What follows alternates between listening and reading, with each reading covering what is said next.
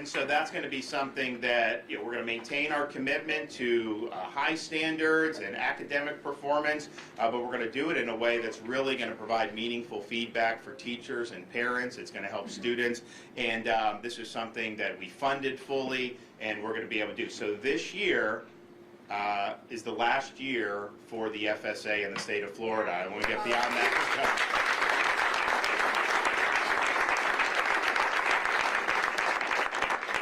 One of the things we have really stressed was education that is providing pathways for success for students. And some of that may be in academic disciplines that will be in high demand, like STEM, which is what they do a great job here, but also providing certifications for students so that if they're graduating high school, they have a certification. And yes, you go to college if that's what you want to do, and we want everyone to have that opportunity. But I'll tell you, if you're certified in some of these fields right now, you can make really, really good money, and you can keep making good money.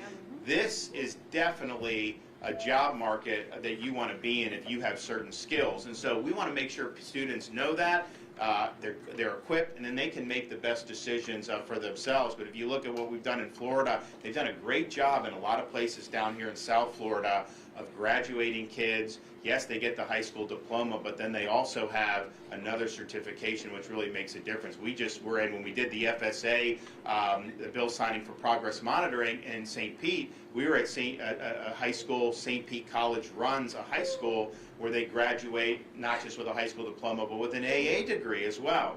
And so this is all, I think, very, very important. And I think what they're doing here, they're offering certification programs in different fields that are high demand, like law enforcement, nursing, STEM, and fire rescue. And if you look, oh, by the way, last year when so many other places were defunding law enforcement, Florida, we stood by law enforcement. We did $1,000 bonuses for every single sworn law enforcement officer and firefighter in the state of Florida.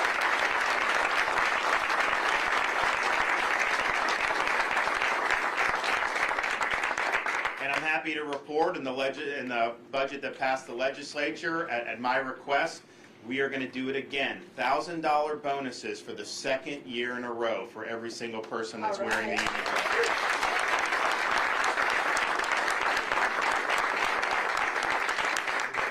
And if you also look at nursing, to be able to meet that demand, I mean, there's a huge, huge demand in healthcare right now. And part of it was be exposed by COVID, but part of it was, I think, there even prior to COVID. And so the folks that are going through programs related to nursing, they're going to have a lot of opportunities as they get beyond school. And so this is an example of really meeting needs that exist in a really, really big way. So I want to commend the folks here for doing that, and many other places across the state of Florida who are stepping up to the plate and understanding, we do that. We also, because we've led the country in in-migration since COVID started, we have need for more healthcare infrastructure to serve people. We have need for more police officers and firefighters. There's just going to be need for this. I can tell you, we're going to sign this bill, HB 3, in the next couple of weeks. What we did to say that people that leave Seattle or Minneapolis or New York, where they're treated horribly as police officers,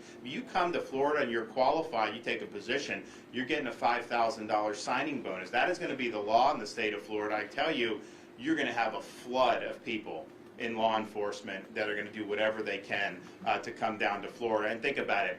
Do you want a state that's a law and order state that has the backs of law enforcement, where all these qualified people want to come? Are you going to have safer communities in that Florida model? Or are you going to have safer communities when you turn your backs on police, when you cut their budget, and then when you have these prosecutors that won't prosecute people? I know which model I would take, and that's what we're following in the state of Florida. So I'm looking forward to that.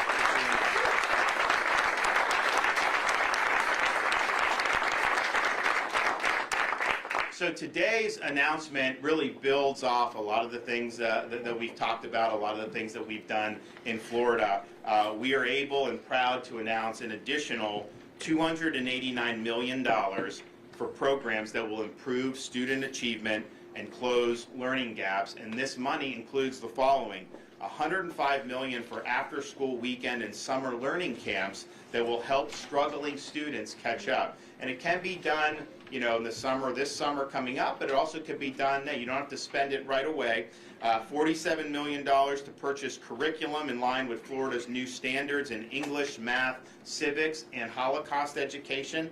$50 million to support reading intervention and professional development for reading coaches at schools. One of the things with Richard Corcoran leading the way, as well as our Speaker of the House, Chris Sprowls, is early learning and early literacy really is the key. If you have kids at 3rd grade that are reading up to grade level, those kids are likely going to be fine in middle school, high school, and have a pathway to college if that's what they want to do. If you have somebody that's deficient by 3rd grade, the chance that they fall out and are continuing behind standards and end up even maybe not even graduating high school, those chances increase dramatically. And so we've done more to focus on early learning and early reading, and we're going to continue to do that. $44 million to support STEM programs and math acceleration, including hands-on learning opportunities for students. So that'd be something, obviously, they could expand some of the things they're doing here with that very easily. $22.5 million for parent mentorship and extra educational resources to help parents continue to reinforce what's taught in classrooms at home. There's unfortunately a debate in our society now about whether parents even have a role in school with the education of what's being taught in their kids. I can tell you in Florida, we believe the parents are integral to kids' education.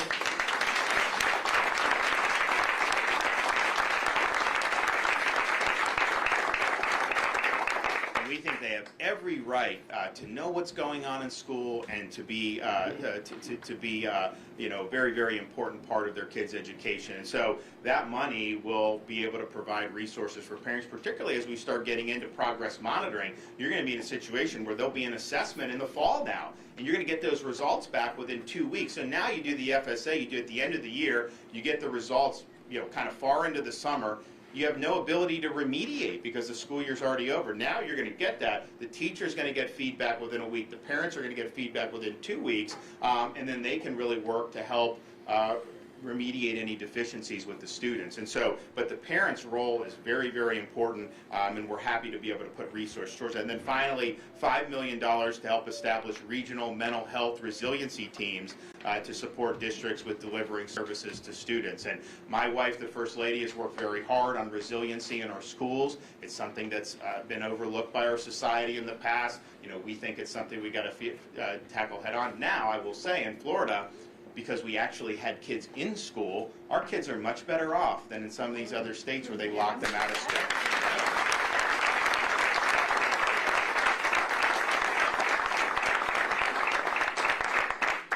And so we're excited about what this funding can do. Any type of achievement gap, you know, we want to work on addressing. I think what we've seen in the data is that the math proficiency kind of suffered the most with COVID, and so we want to make sure districts are able to remedy that and do. And we're also really, really happy to, since I've become governor, put a renewed emphasis on American civics in our schools. You need...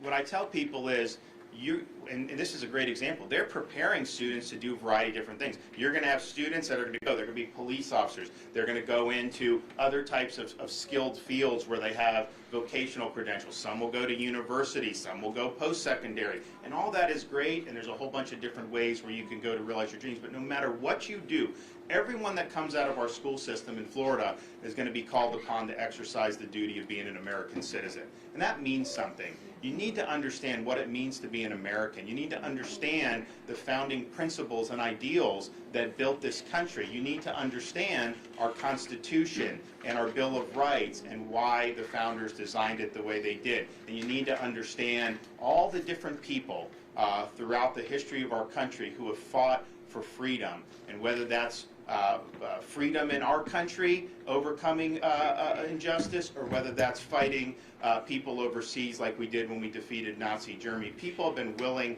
to lay down their life for this country, and it's because it means something. It's because we're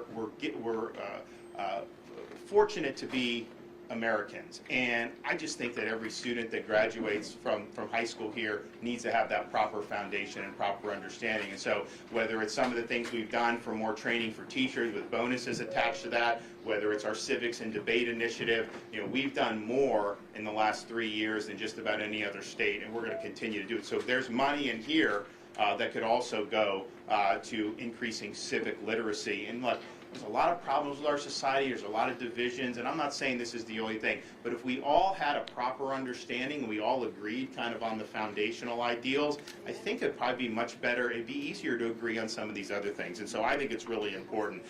So we're happy to be here. I think that this is going to make a big difference. This is only one of many things. I mean, we were talking to some of the teachers coming in, and we'll highlight this a little bit more in depth in the coming days and weeks, but we did the biggest increase for teacher salaries in the history of the state of Florida in this year's budget. I mean, it's a really big deal.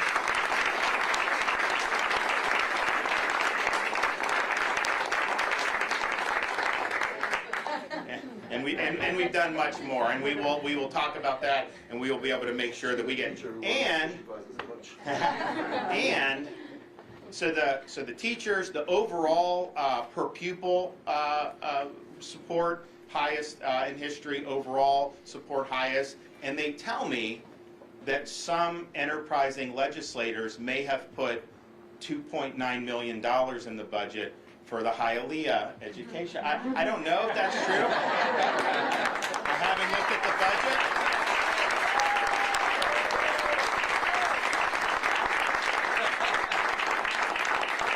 I haven't reviewed everything in the budget. It's a lot big. We got to go through a lot.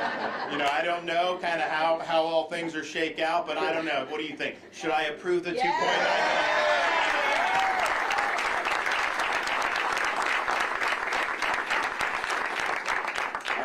I hereby approve $2.9 million right here. So that'll be in there when we sign the budget.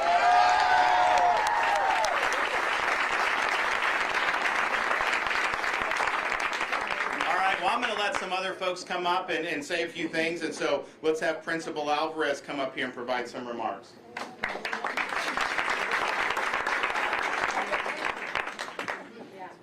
I want to thank the great Governor DeSantis, because he thoroughly understands that one of the biggest priorities in this state is, and our biggest priority and biggest investment is the youth and the children that we serve across the state of Florida. And putting us in a position, and we're here, and we're here with our teachers, we're here with our administrators, we're in the trenches, and we know what it's like. We know the challenges that come before us. So we know that there is a necessity to have additional funding to put us in better position to incorporate supplemental programming to our school, whether after school, whether Saturday tutoring, whether enrichment programs in the summer, whether hiring interventionists to work in small groups, because that's what we need. We've understood that the learning loss is not going to be made up in 1 year. And having these additional dollars coming to our schools, all schools throughout the state of Florida, is going to do good by kids, for kids. We will continue using these resources to enhance our career and technical education programs and position students like the law enforcement officers that are here today, that are graduates from this school, and this school created a pipeline for them to give back to their community in the field of public service. And we do the same thing with firefighters. We do the same thing with those in the medical academy, certifying them as EKG technicians, phlebotomy technicians.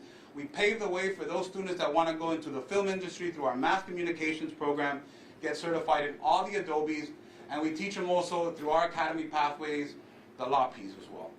So Governor, on behalf of City of Hialeah Educational Academy and all the schools and all the students in the great state of Florida, we are eternally grateful for having these additional dollars to go back to what matters most, our students.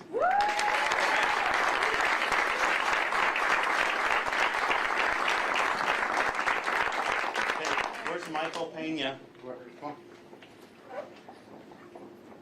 I just want to say thank you to Governor DeSantis, specifically with STEM, as our approach here is to try to get the students to understand that what they're learning in the classroom goes beyond the classroom.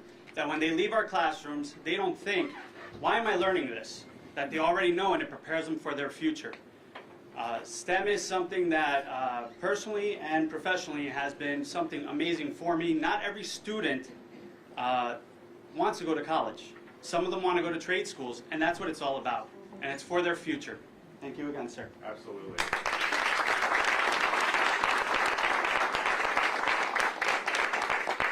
Okay, Dana Martinez. Where is she? Right here.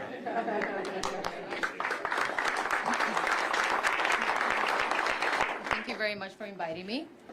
As a parent of 4 beautiful children, 4 beautiful girls, I've had them using every STEM project that they have offered here. I had graduated from 2014 that works for University of Miami that took advantage of the dual enrollment and finished with her AA and certifications. I have one in 2020 that graduated as well, and also had a phlebotomy certificate. That led her the path to choose nursing. And I currently have a set of twins that are doing using your intervention, because one of them is a little bit delayed, and I can see the process. I can see how she has improved. I can see how she likes being able to finish her assignment on time by getting pulled out a little bit. So definitely I am a perfect example of how the school has helped the children, and it's great. I mean, it's awesome to see them progress like that. So thank you again.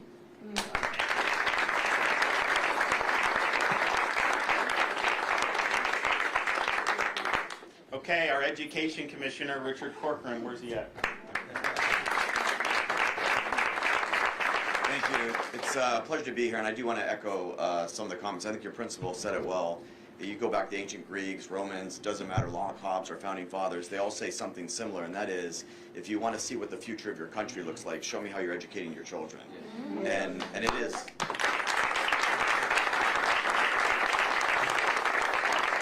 And it's been a real pleasure to serve under a governor who we've had the greatest 2.5-year crisis ever in academia in this country, let alone the state of Florida. And from the very first day to today with these announcements, the governor has said we're going to put front and center the well-being of our children. And that included making sure at the very beginning when there was people saying that putting grave markers out in front of our offices and telling the governor you're crazy and all these mass hysteria.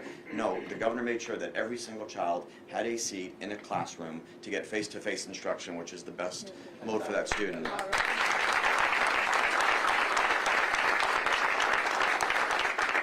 And then it just continued. I mean, it's not just that stuff. Then we had, quarantines, and now we're quarantining healthy kids. The governor ends the quarantines and gets these kids to be able to stay in classroom and not have 10, 14 days of learning loss.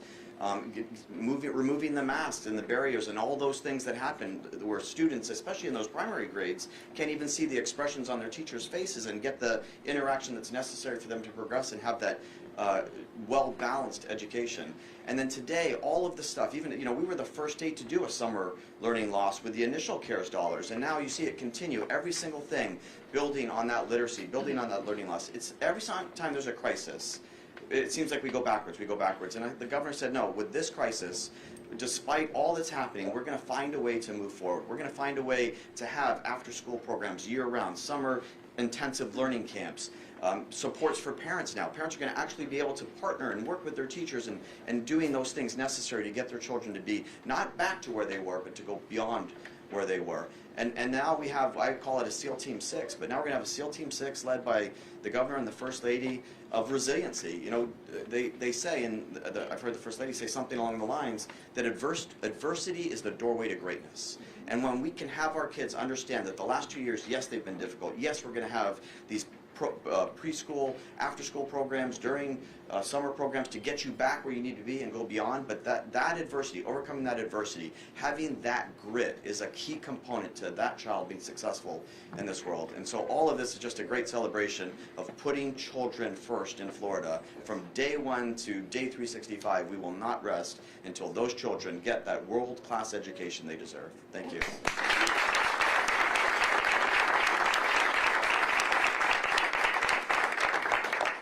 Well, I want to thank Richard for helping craft this these awards that we're doing. I think we're hitting on a lot of very important issues and I think areas of education, and we've got much more to talk about. As I mentioned, we did do the progress monitoring bill signing yesterday. We're going to do a lot to highlight what we've done for teachers, what we've done for other aspects of schools in Florida. I think it's really exciting. It's also actually just as parents, my wife and I were looking at some of the stuff in the legislature. One of the things they did, I think, was about $1.3 billion in tax relief, really targeted to try to combat some of the inflation that we're seeing. And so household staples, things like gas and school supplies and things that we know people are going to have to buy, you're going to be able to have holidays for that.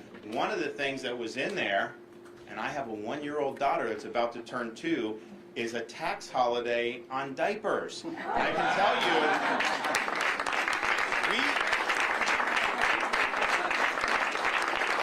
we go through a lot. I mean, it's like my oldest is 5, she's good. My son's about to turn 4, he's good. But I have the youngest that's about to be 2, and she's very advanced and smart. But we've got a little runway there yet. And so, just from a parent's perspective, the schools people, we tend to think of that. That's very important. But the ones that aren't school age yet, and this wasn't my idea, so I cannot take credit. They did it and put it in there. And so I know there's a lot of parents of young kids that when that goes into effect on July 1st, are going to be very happy to be able to save. Because there's certain things when inflation's this bad, maybe you cut back on some certain stuff, but it's kind of hard to cut back on diapers when you got a little one. I mean, that's just the reality of what you have to do. So we're excited about a lot of what's been able to do, and we're excited about today's award. So thanks everybody for having me. It's always great to be back in Hialeah, and we were happy to take some questions. Yes, ma'am. Hello, Governor. One of the major concerns right now in South Florida is the rising cost of property insurance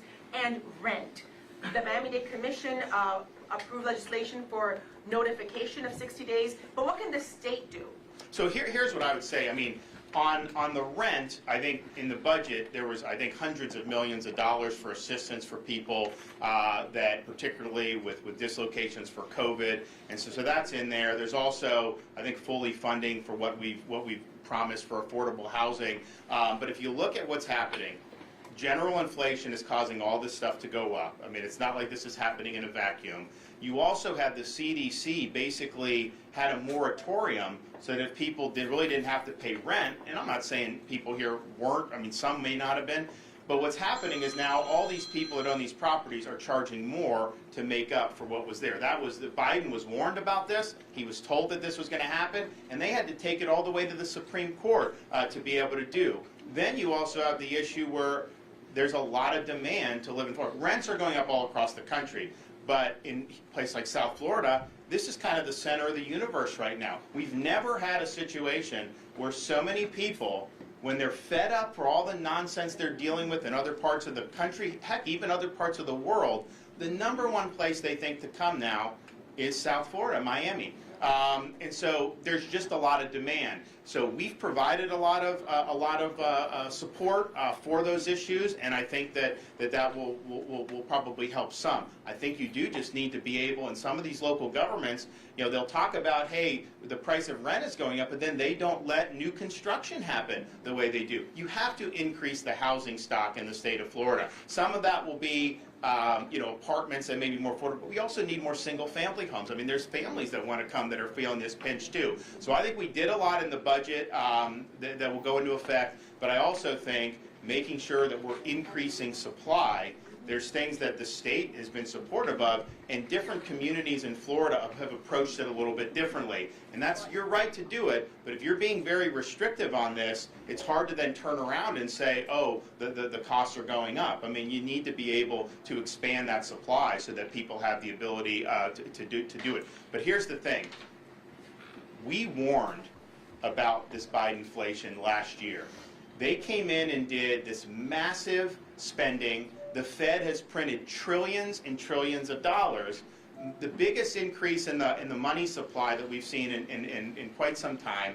Of course you're going to have inflation when that happens. This was something even people like Larry Summers, who's a Democrat, was high up in Bill Clinton's way, he said, if you pass this, it is going to cause inflation. And so that's what's happened, and I don't see it ebbing anytime soon. I think this is likely to be something that we're going to have to contend with. So yes, we're providing support on the housing. We did a bump $1.3 billion in tax relief to hopefully mitigate some of the crunch that people are feeling. But make no mistake about it, what you need to do is reverse those policies that are causing the inflation to begin with.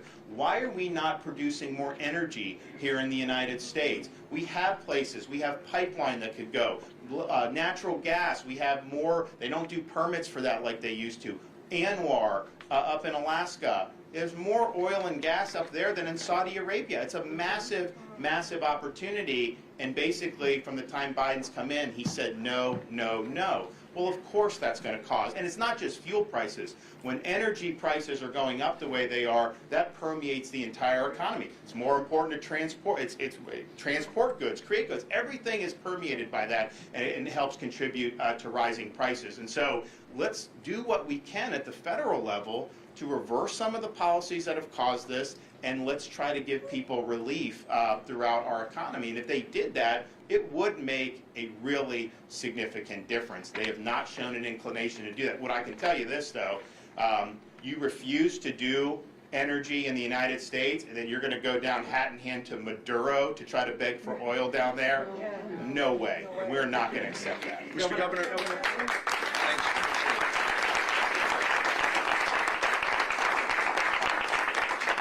With respect to these dollars, are these general fund dollars, and can you talk about ESSER dollars, yeah. It's Pardon me? ESSER from what was it, CARES Act 2? ESSER 3, this is Yeah, ESSER 3, yep. So these are, and so what we've done is, if you look at how it's done, they're not necessarily prescriptive on exactly how you need to do it. So for example, within STEM, we want the schools to be able to have some flexibility in how they apply it. And how is it distributed? These are charters and district schools. Oh, yeah, absolutely. Yes. And are these dollars requested by schools? Well, I mean, it's kind of thing, we have support for schools. We've been pushing this out in a variety of tranches. I mean, we've done a number of different awards. And so, if a school doesn't want it, I mean, what if they don't want it? What would you do? You'd send it somewhere else? They all want it, though. Yeah. Governor, I wanted to ask you a follow-up on your vaccine recommendations. We've seen several researchers come forward and say that your Surgeon General misused their information and their studies when it comes to the vaccine recommendations. What would you say to them who say that the Surgeon General basically cherry-picked the information? What do you say to those researchers? I don't think that's true. I mean, I think you got to understand, when you're in that realm, coming out for the recommendation that our Surgeon General did, that's like verboten. You will be blackballed. That's just the reality. What he's doing is he's leading on this, and I think his view, and I agree with it, is the burden of proof is on the people that say you should get a 5-year-old kid vaccinated for COVID, okay? And they have to carry that burden. It's not the burden for a parent to say they should prove why you shouldn't do it. And if you look at the clinical trial, for example, with the Pfizer for the 5 to 11, there was no severe COVID in the vaccine arm, but there was also no severe COVID in the placebo arm. So the fact of the matter is these kids are at incredibly low risk from COVID. You do this, it's not clear, necessarily. I know certainly for teenage boys there's an increase in myocarditis cases. I think that has been absolutely done. So I think what he wanted to do was just say, hey, here's the recommendation. You're free to do what you want as a parent, but I think a lot of parents were feeling pressure to do it even though they didn't necessarily think that was the right thing to do. And so in Florida, we're a free state. You can make those decisions. Just as we oppose COVID vaccine mandates, we would also, of course.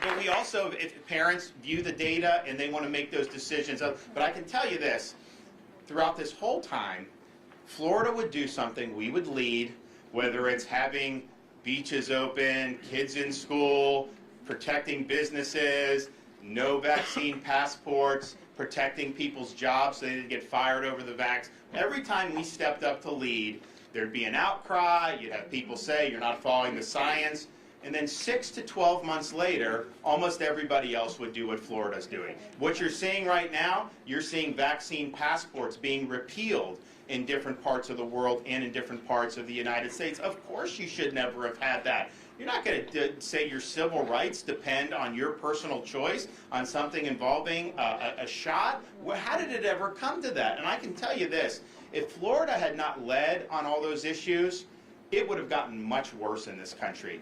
We would be very restricted. You would have really, I think, a suffocating regime of passports and mandates and all this.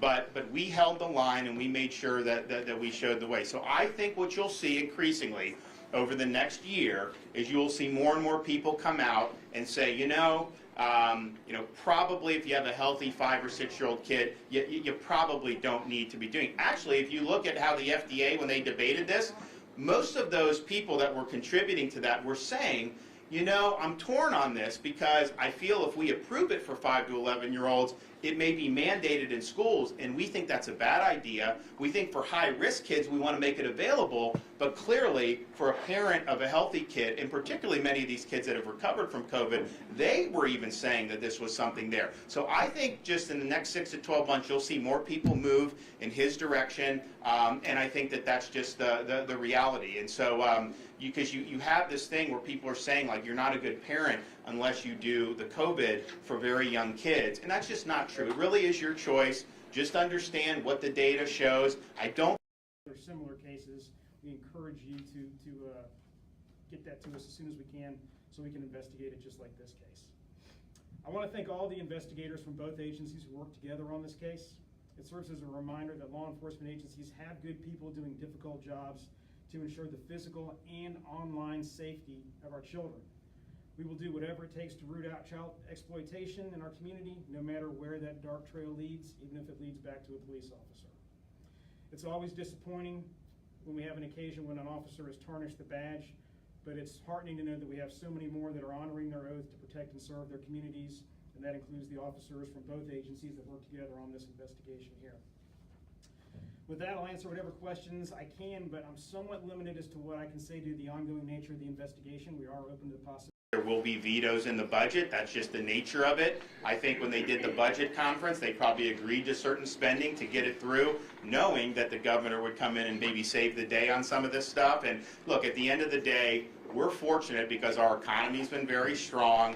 We have booming revenues, and so they've had an ability to put maybe more in the budget. And if it's something that's good, like here, I said I'll approve it. There's other things that I'll approve. There's some things that are probably going to be a bridge too far. What I think is important to just say is, I respect when the legislature makes these decisions. At the same time is, don't get carried away with any irrational exuberance about just because our fiscal situation is so strong. I think even with a lot of these projects, I think we have the highest percentage of unallocated surplus general revenue compared to our overall general revenue spend in the history of the state, or certainly in the modern history of the state. So that's very strong fiscal posture, but at the same time, I want to make sure we're as strong as possible, and if there's areas that I can do to address, we will do that. But these are decisions that you make based on the best interest of the taxpayer and the best interest of the state of Florida. So, okay, we will see you guys. Thanks so much.